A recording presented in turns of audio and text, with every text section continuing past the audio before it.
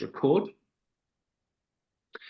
Okay, hello and welcome. It's our pleasure to welcome you back to class 2 for an introduction to Kabbalah taught by our teacher, Dr. Biti Ro'i.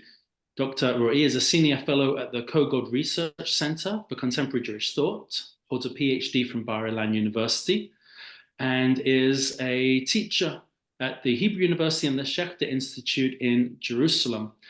As well, Dr. Ro'i was a leader and participant in the first cohort of the Beit Midrash for Israeli rabbis and teachers at the Shalom Hartman Institute and for various programs in Israel and abroad. It's our honor and pleasure to join once again Dr. Ro'i. And without any further ado, I will hand over to you, Doctor. Hi, Rabbi Mark. Hi, everyone. This is our second meeting in a kind of an introduction to Kabbalah. I'm saying introduction because it's 4 meetings, and we're trying to overarch like thousands of years, many continents, communities of Jewish people. So it's a kind of really from above, from the airplane, but we're trying to give some good taste to continue with this studying. Last time we actually asked when Kabbalah starts, when does it start, and where. And we came up with the idea that I can say, if I want to exactly to say when exactly was the first time that we hear about secrets and about wisdom of the secrets in the Jewish history, we can actually locate it in Israel and in the Tanaic time. We went to the Talmud and we saw that actually after the sages are saying you're not allowed to talk out publicly about secrets that are basically 3: creation, the Yechezkel chariot, and Arayot, the sexual prohibition. This is of the 3 domains. They actually, that's what they do in the coming pages. Meaning we hear about stories about sages, very famous one, very well-known one, not to say, it's coming from the margins, that they are dealing with the secrets and they are talking about secrets. And we heard about a few stories about them. Nachon, it is true that they didn't reveal what was the content of the secrets. Nevertheless, we have a testimony that they are dealing with the wisdom of the secrets. They are very excited about it. It described like a mini revelation, like, Mount Sinai. It's considered to be a very high experience. And we heard about a few stories about this. We also entered to the Pardes, which is a paradise, which is the orchard, which is a Persian word that went into the Talmudic language. And this mystery, this enigmatic story about 4 sages with the mentor of them, Rabbi Akiva, wandering in the Pardes, which must be, we don't know if it's a physical place or a kind of a psychological or spiritual experience that they are describing. We were exposed to the fact that, according to the sages, this is a very dangerous experience to be at. Just a fourth of this experience survived, which is the only mentor, Rabbi Akiva, that it says that he went outside and he went in and he went outside beshalom. All the other 3, something happened to them, which actually described that this experience is not open to everyone. So this is what we did last time. We also described about the phenomenology of esotericism, secrecy. And actually we said that maybe they're trying to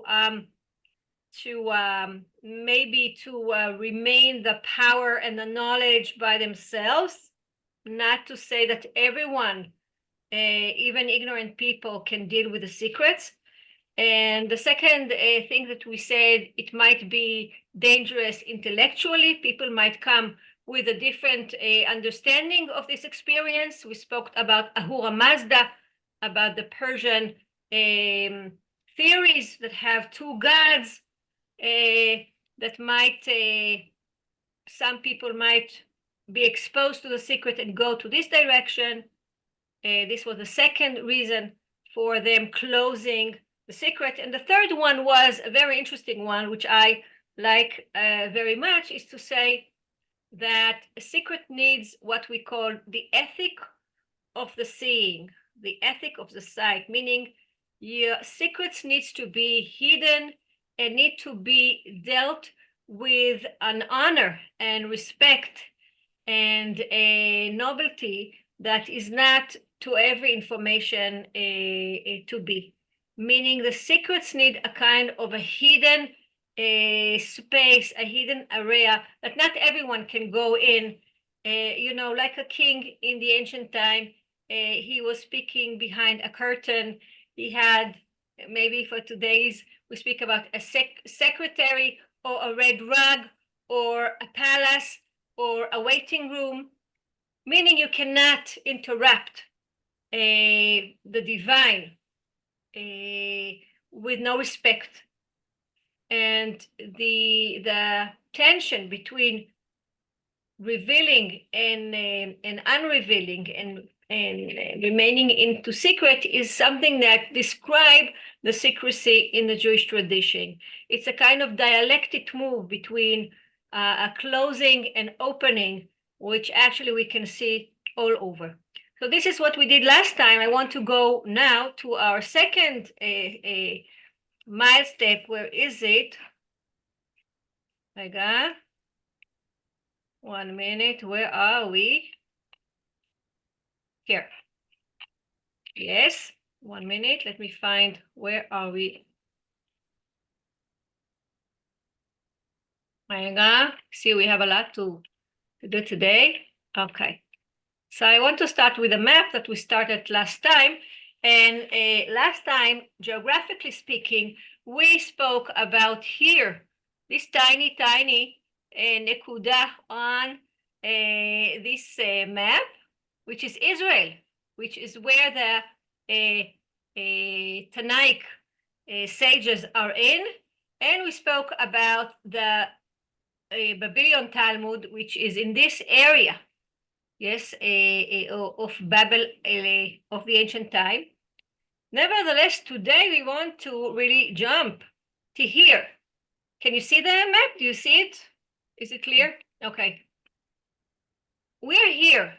We're actually here in the Middle Ages at the south of Spain, at the area that calls Provence. Here at the south of France, at the area that called Provence. The Pyrenaic mountains are here. And actually, the secrets of Kabbalah are moving from the south of France, the Provence area, into the Gerona or Gerona, depends in the accent that you say it, in a Gerona, and then you go a little bit down south to Castilla. And Andalus is even down, but we are speaking basically about this area, northern of Spain, in the 13th century, where we can find books and compositions that are dedicated to Kabbalah secrets. So what's going on? This is the big riddle. We started from the Tanaic area, at the Tanaic time, let's say the 1st century, and we are jumping something like a millennium to the Middle Ages. Geographically speaking, we do another jump. We jump from this area into here.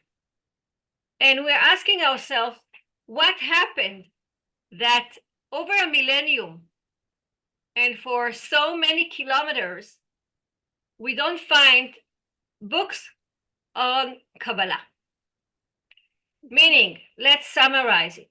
if we started here last time on Tanaik in Israel, yes, in the Babylonian area, to hear that there is a wisdom about secrets in the Jewish tradition, nevertheless, there were no books that was written, not that we know about. Here in southern France and the northern of Spain, we can find finally in the Middle Ages, in the 13th century, in the beginning of the 13th century, books about Kabbalah. So the riddle is about what happened, that Kabbalah was underground for over a millennium. And the second question that relate to it is why? Why on the 13th century, and why on this area of Spain, Kabbalah is breaking through, is starting to be. I would say that in France, it starts with a little bit of letters and small things that we find about Kabbalah, but in Spain, we can see a real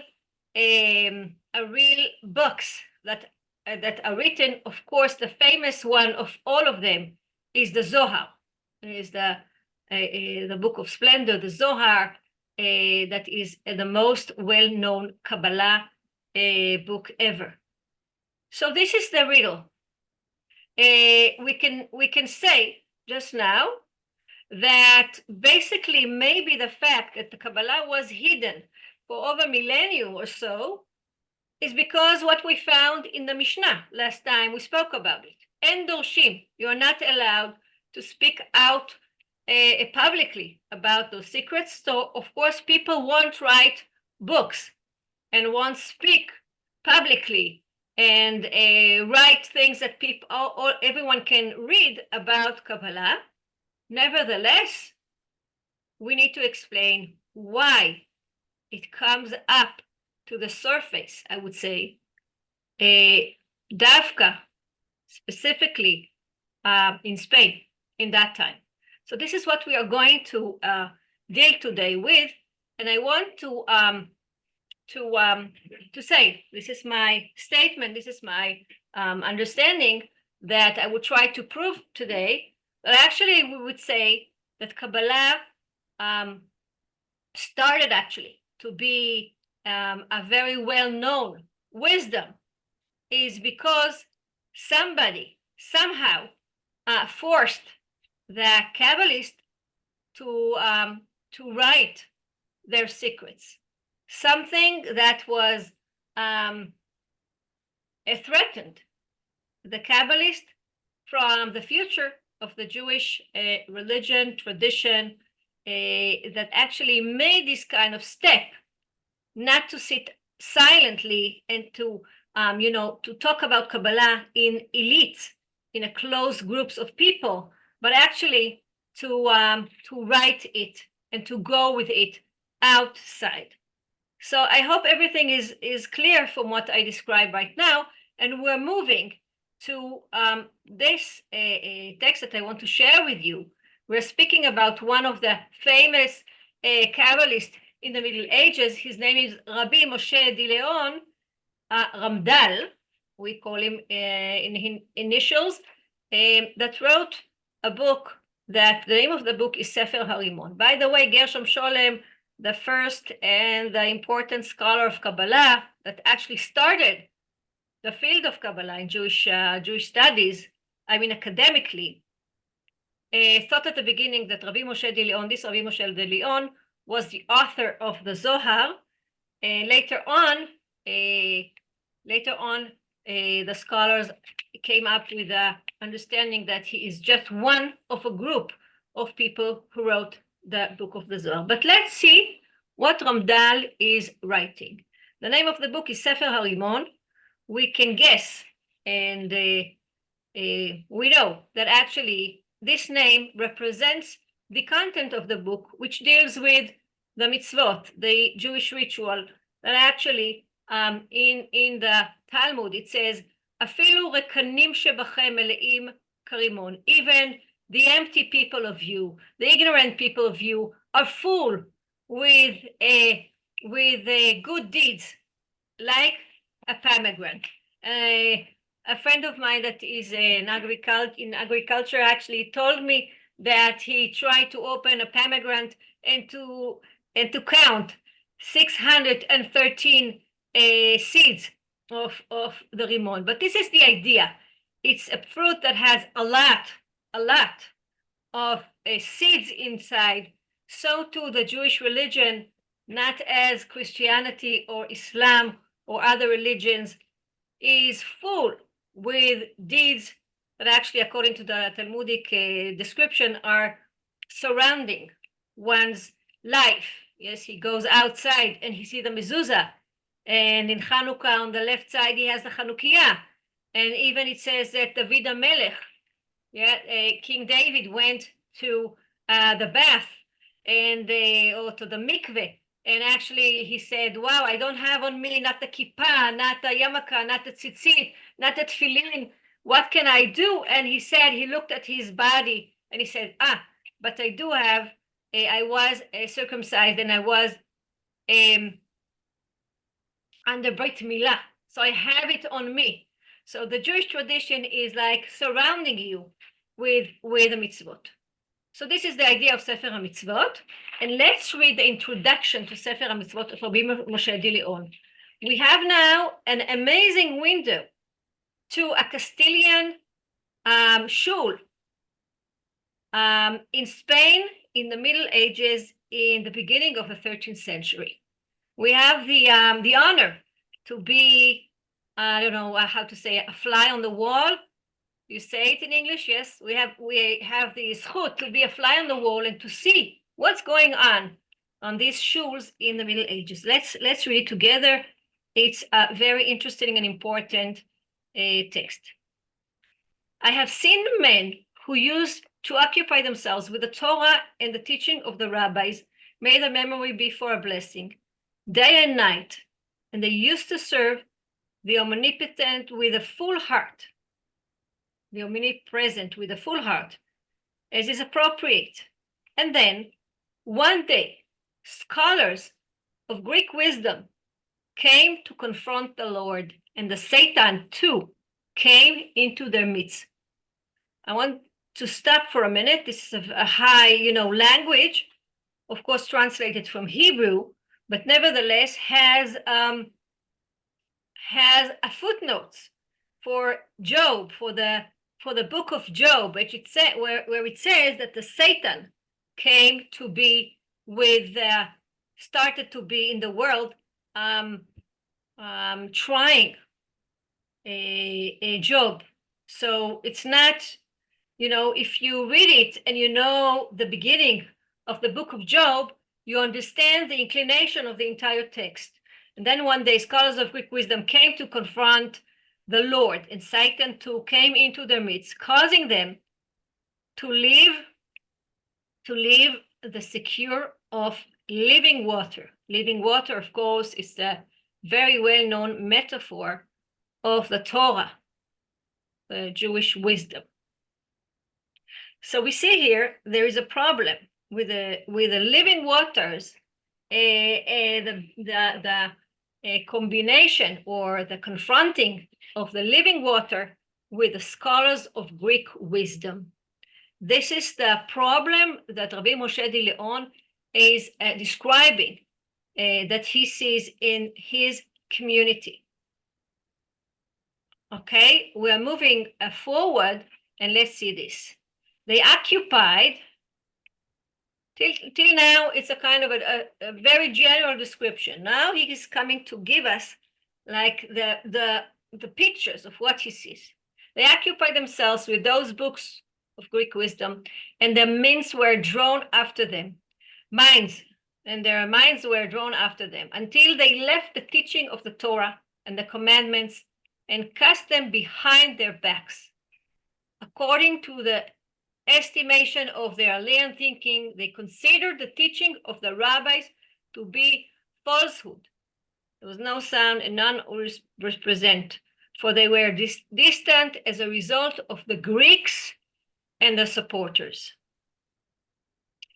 There was no spirit of God within them, such that they were transformed into other men, casting aspersion on their former selves and fine behaviors according to which they conduct themselves in the past. They mocked and cast aspersions about the teaching of the rabbis, mere the memory of be blessing. So there's no, we don't have here the whole pictures, but let me tell you that basically he is describing two rituals that people in shul are mocking their friends. A group of people who are influenced by philosophy, they are coming to the shul, they are looking at their friends, the primitive one, and they're mocking them. He described two pictures that weren't translated in this text, but one is putting on tefillin on their head, and the other one is going with a lulav, with a lulav of the four spices in Sukkot, walking around the bima, the center of the shul, and shaking the lulav like the Sukkot ritual. And his understanding is that basically those people who were influenced by philosophy are as saying to the others, do you really think that God needs this kind of black boxes on your head? Do you really think that God needs you to shake this miserable and dry plant like the lulav and to shake it? Do you really think about it? If you want to remember God, if you want to believe in God, it's all about intellectual capacity or ability. So you can say God is the omnipotent or omnipresent or whatever you want to say. And think about it cognitively. So what do you think you need this kind of primitive action? This is a kind of a window to what's going on the Spanish community in the Middle Ages. The fact is that in those times, the Muslims are translating Greek philosophy and the triangle of Socrates, Plato, and Aristotle are moving into Arabic, and the elite, the Jewish elite people who reads, of course, Arabic, they read the Greek philosophy. And they're coming up with a new idea. We don't need rituals. We don't need all these kind of physical things. It's all about cognitive. It's all about philosophy. It's all about intellectual understanding that there is a cause to this world. Nevertheless, we're not committed to these rituals. I must tell you, when I teach this text also in Israel for people who are coming from all over, Israel, they said, wow, here's the first Chiloni, here's the first secular one. We didn't know it starts in the Middle Ages. I say it starts maybe with Elisha ben Avuya in the Pardes that we found last time, but nevertheless, this is the situation. If we go to Maimonides, that he is very influenced by philosophy and maybe trying to combine these two, we ask about the big composition that he writes, Guide of the Perplexed, which we shall ask, who are the perplexed? Or in Hebrew, Hanavoch. Who is the Navoch? Who is this guy that he's directing, he's writing to?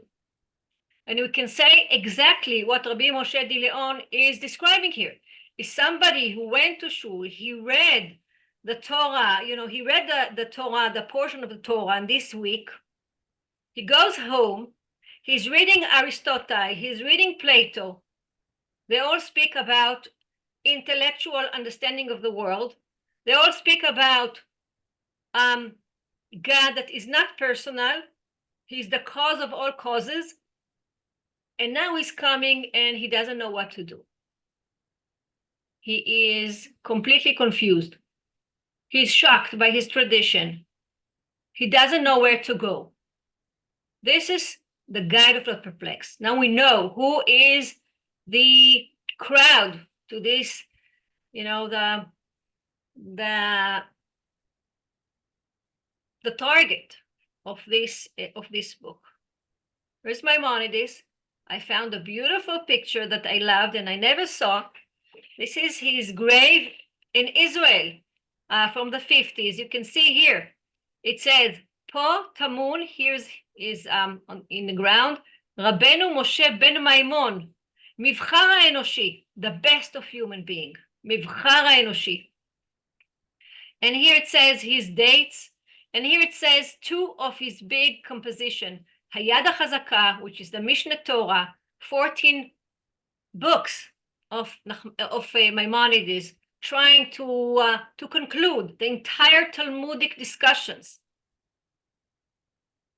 And here, Moreh Nevuchim, the guide of the perplexed. Here it says, Mimoshe, Ve'ad Moshe, Lo Kam Ke Moshe, comparing Moshe ben Maimon to Moshe Rabbeinu, comparing this kind of, you see here, admiration, unbelievable admiration to somebody who is compared to Moshe, and he is described as Mivchar HaEnoshi. This is in the 50s in Tiberias in Israel, and this is for today. There's a center here for Maimonides. I want to read with you to understand why Kabbalah started, where it started, and what happened after a quiet millennium. I want to read with you the beginning of the very important book of Maimonides, Mishneh Torah. Mishneh Torah, that we saw it on the grave, on the entrance to the grave, is trying, as I said, to organize the Talmudic discussion, which is very associative and not organized, and goes by the discussion of the rabbis, out of order, as if they are, having a nice trip. Whatever comes to their mind, they are going with and are trying to understand. I'm not talking about the Mishnah that is very, very organized, but the Talmudic discussion is completely associative. And you can start with one topic and go at the same page to a different one. Maimonides is saying, no, let's put an order into this kind of balagan, into this kind of mess, chaos of the way Jews are thinking in the Talmud. And he's bringing himself to write 14 books that will try to analyze through a kind of a very specific topics, from the important one to the less, the Jewish tradition. You can see also that the name Mishneh Torah is a completely, how can I say it? I don't want to say arrogant name, but in a kind of a way, it's a very important way that Maimonides is thinking about himself, because Mishneh Torah, it's a secondary to the Torah. This is the literal understanding of Mishneh Torah, the second to the Torah, which actually is throwing aside the entire Talmud discussion. And as he say in the introduction, you can read the Torah and read me, and that's what you need. Mishneh Torah, by the way, it's the name of Deuteronomy book that actually summarize the entire Torah. So we come to the first beginning, to the beginning. We will read only the beginning of the Mishneh Torah. And what we see here is as follows: the foundation of all foundations and the pillar of wisdom. Deliberately, I wanted to put it here in Hebrew, that you can see that in Hebrew, it says Yesod HaYesodot, the foundations of all foundations. Ve'amud HaChochmot, which comes to what we say, Shem Havaya. Yes, the Tetragrammaton, the name of God, which is a nice place to open up the book. This is a book that is dealing with the religious essence of the Jewish people. I put God at the beginning, hinted in the opening of the composition. The foundations of all foundations and the pillar of wisdom is to know that there is a primary being who brought into being all existence. All the beings of the heavens, the earth, and what is between them came into existence only from the truth of his being.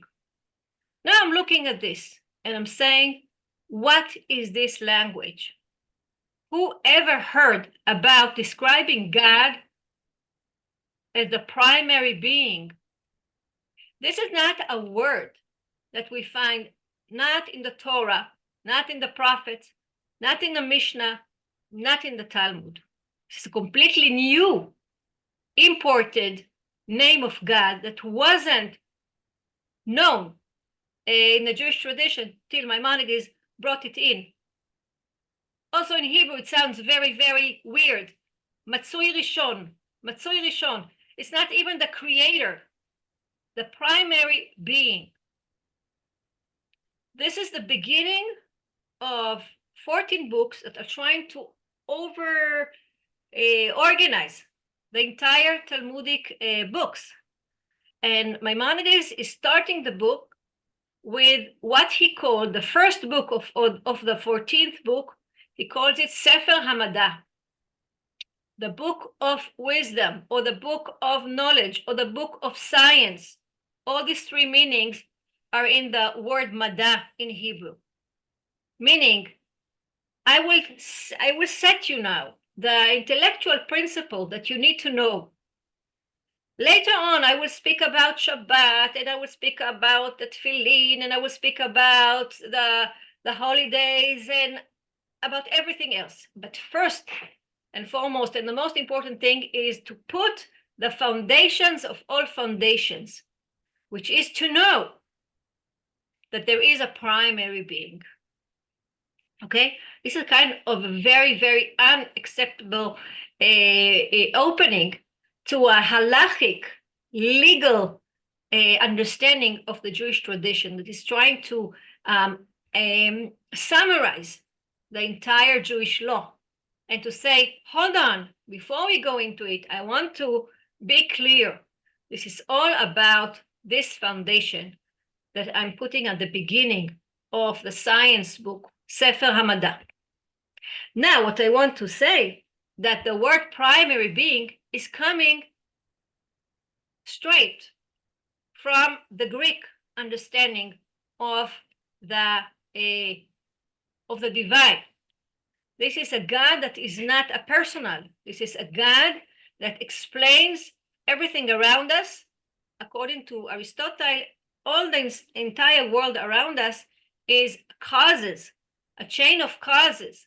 And the primary being is the first one, that there's no cause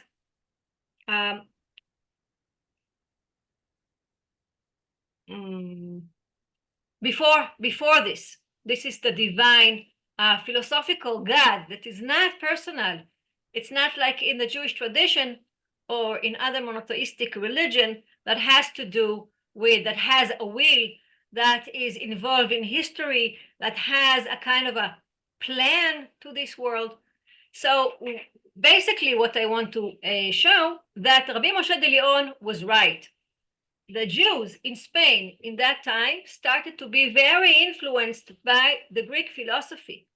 And the best example is to take the well-known one, the most important one of them, which is Maimonides, that died in 1204 in probably in Egypt, but came back to Israel, but actually influenced the Spanish Jewry.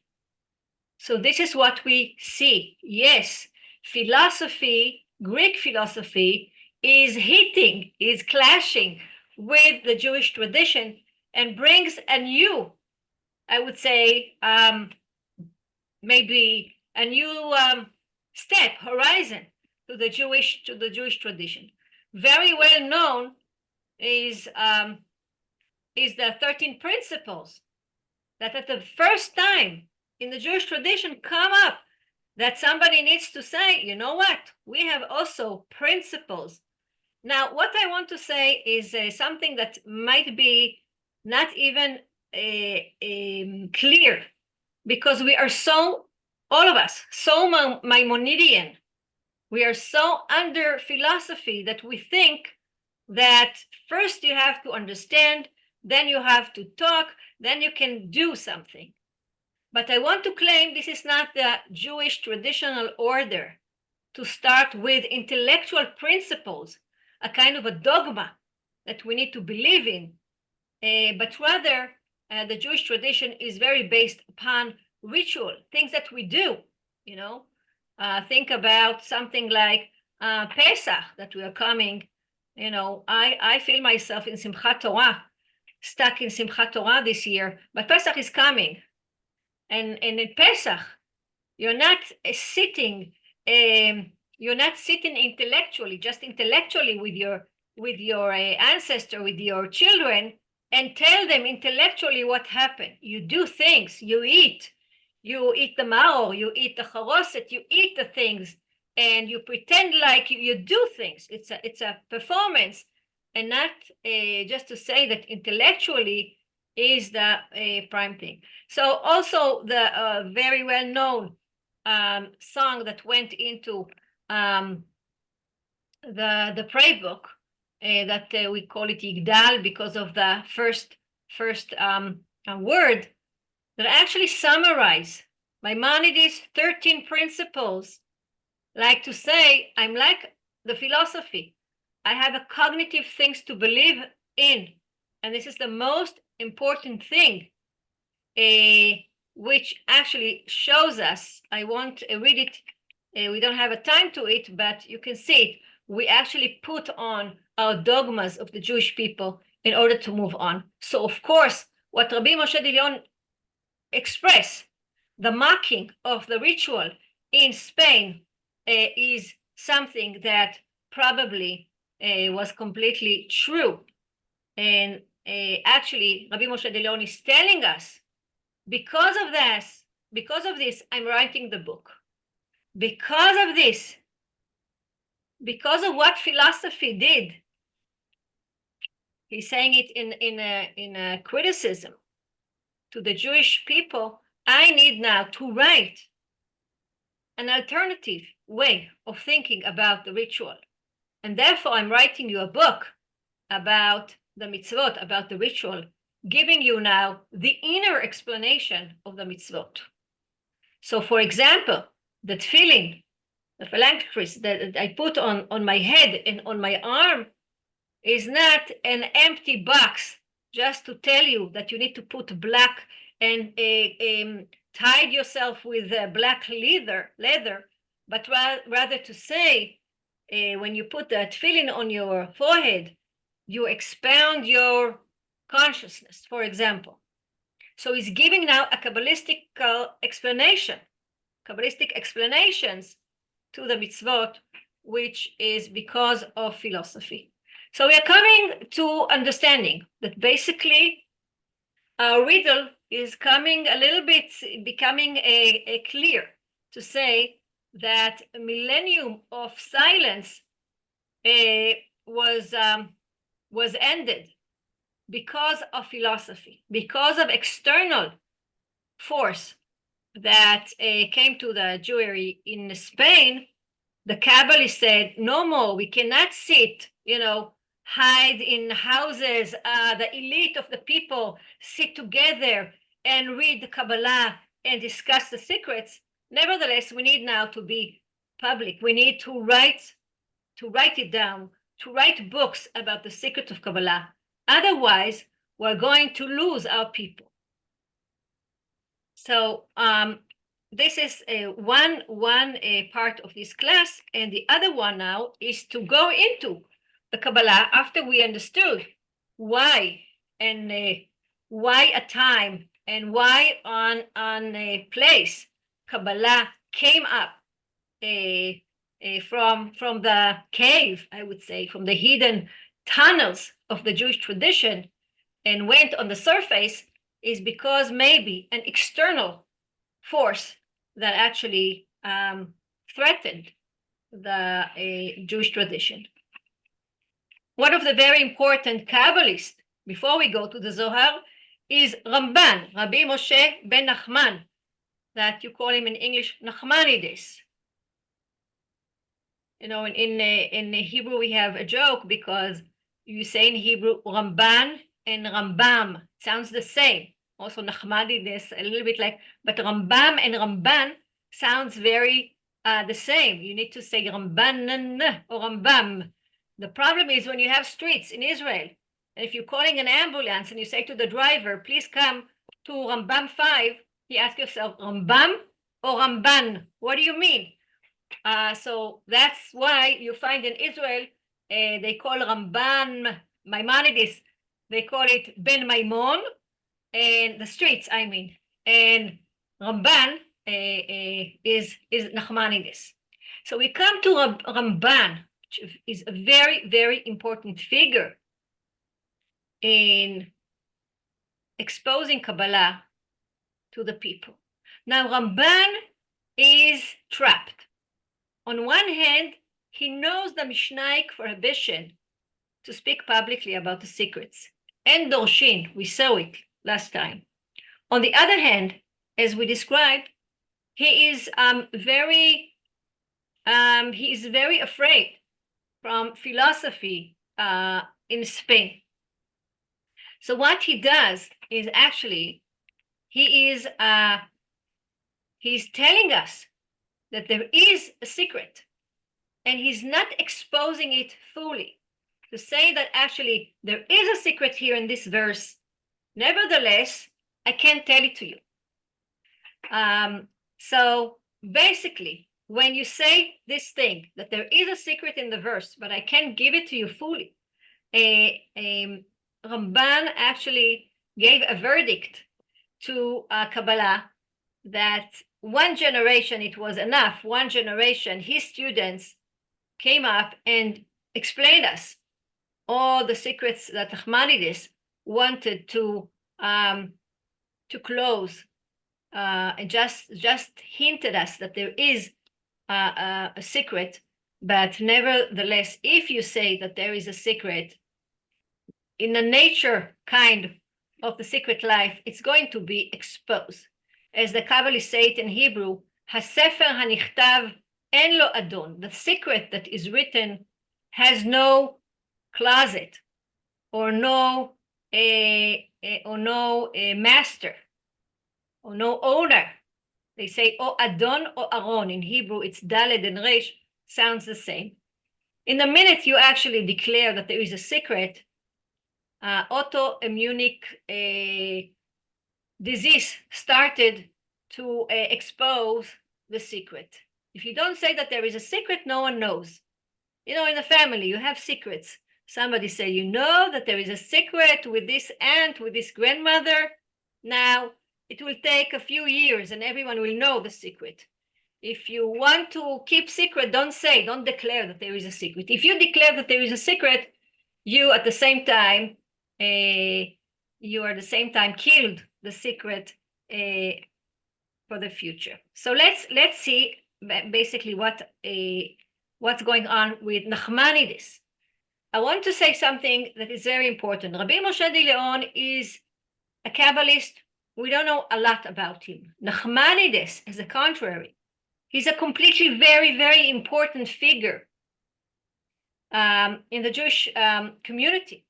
He's a doctor. He's a writer. He has a commentary to the Torah. He has a chidushim to the Talmud. He is a very well-known person. You see on the left side, we can find his writing on the Torah, on Genesis, Bereshit, on the entire Torah actually. And on the right side, we can see his Talmudic scholarship in the Talmud, writing chidushim. By the way, it's very important. Chidushim in Hebrew meaning new things. So we can say in the Talmudic understanding, he writes all kinds of new things.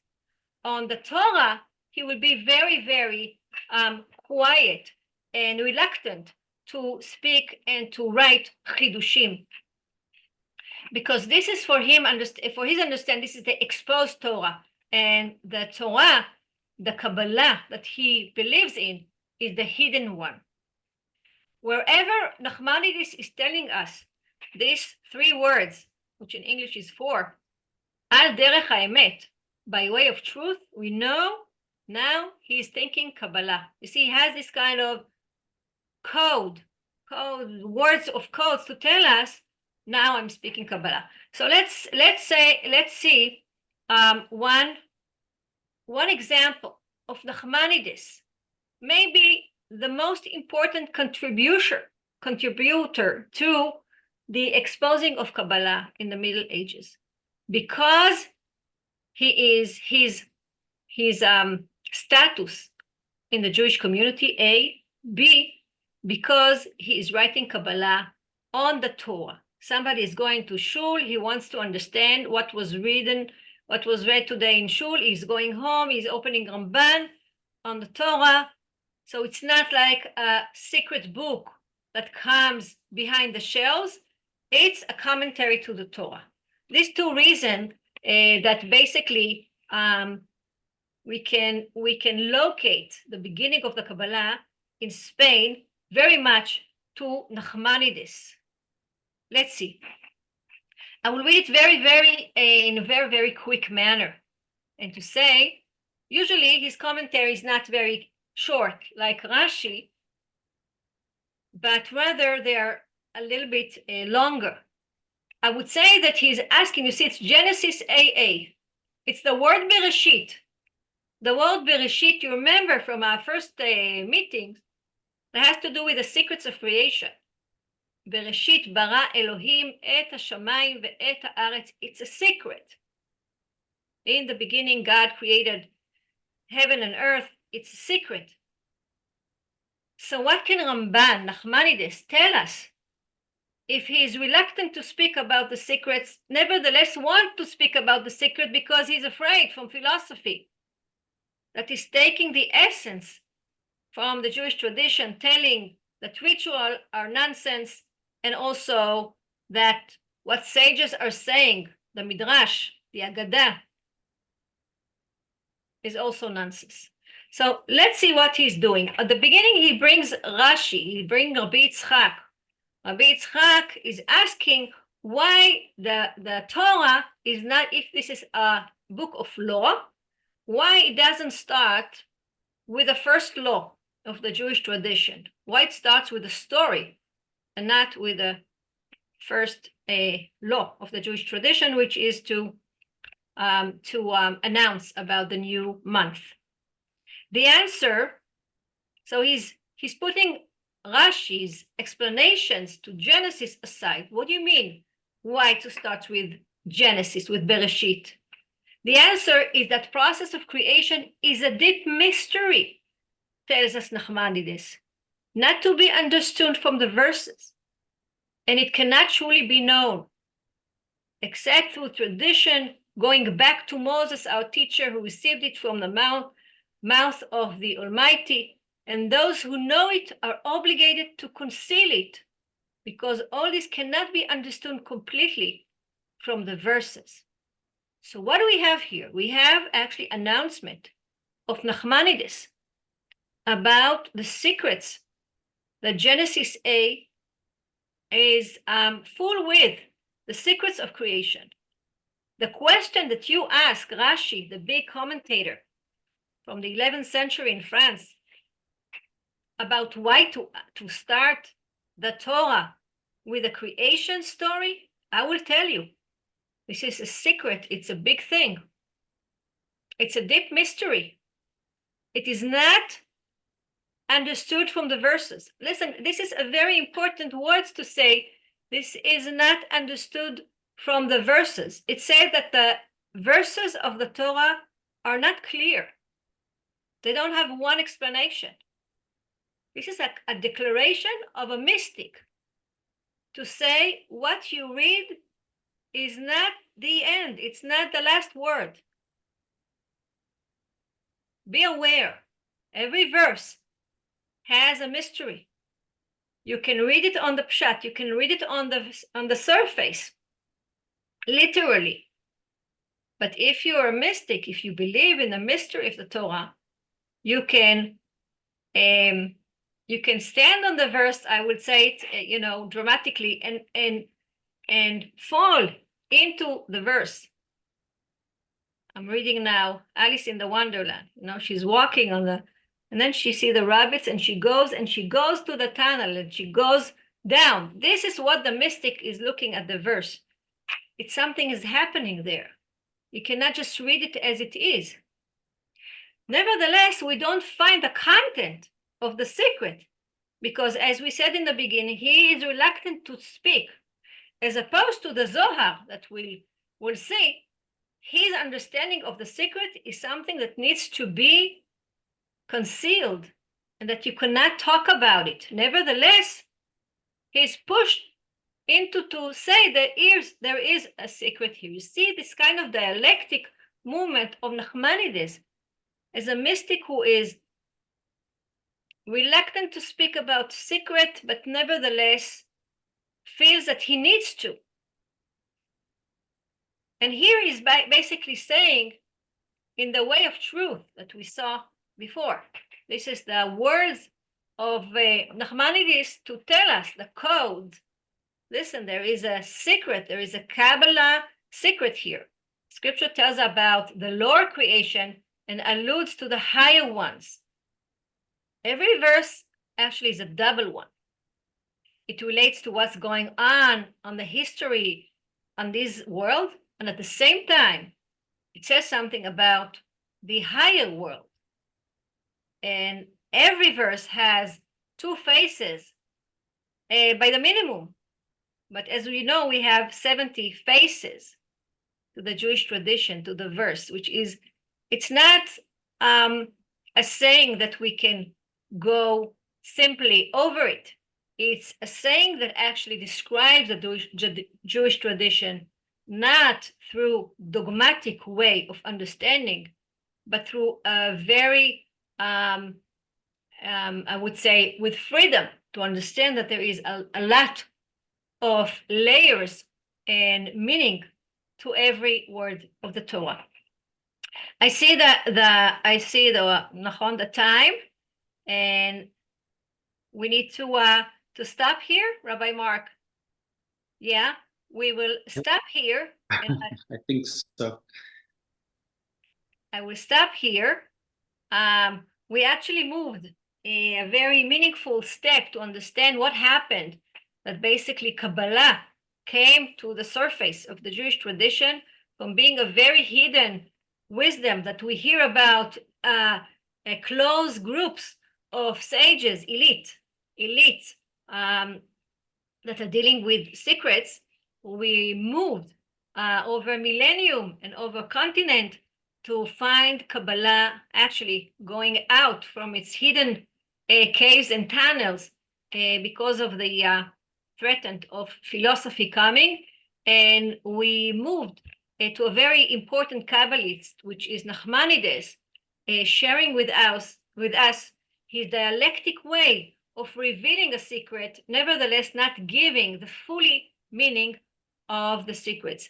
Next time we are moving to the Zoharic literature in Spain, and there we'll see a completely different understanding of Kabbalah, which is to open it up and to say everything is with secrets. So I'm stopping here. If there's any questions or respond, bevakasha. Yes, all right. Just unmute yourself.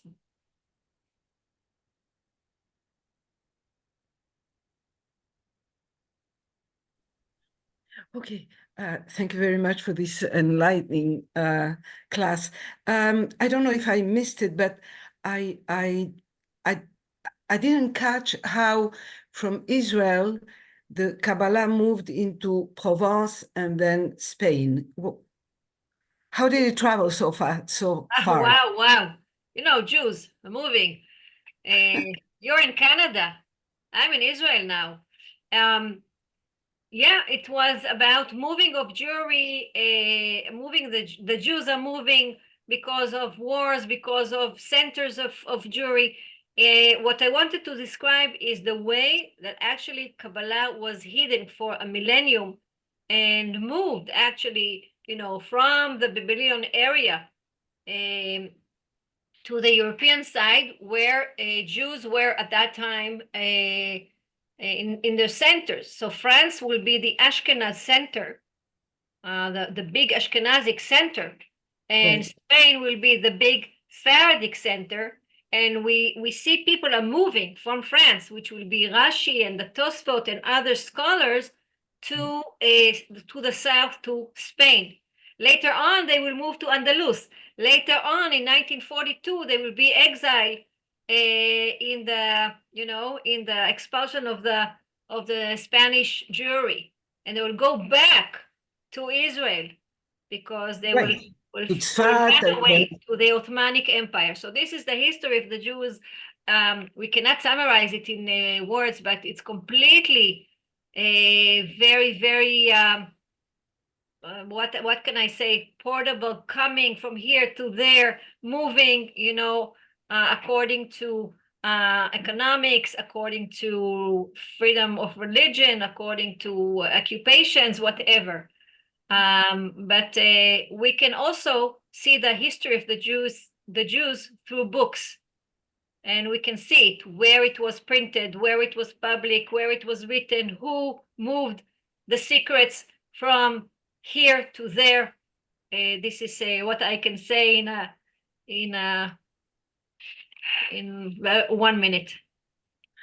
I okay. hope I made some clarification. And the reason why the Rambam, Maimonides, was excommunicated was because he attempted to reconcile Greek philosophy, Aristotle, and the Torah, and Yeah, yeah, the reason. yeah. I would say that on one hand, he was excommunicated, his books were burned. Right. Nevertheless, his influence is magnificent on the Jews since his arrival to the history of the Jews, and it goes, beyond until today, as I actually said. Yes, we cannot see the Jewish tradition without Maimonides. We cannot describe it since his arrival and his death in 1204. Yes, but this is exactly what happened. In one hand, actually was excommunicated because of that. On the other hand, he brought a remedy to the confused understanding of the Jewish tradition, and trying to reconcile and combine and to rewrite the Jewish tradition by the philosophy. So he is maybe got us to the next step of the Jewish tradition. Michael, yes, please.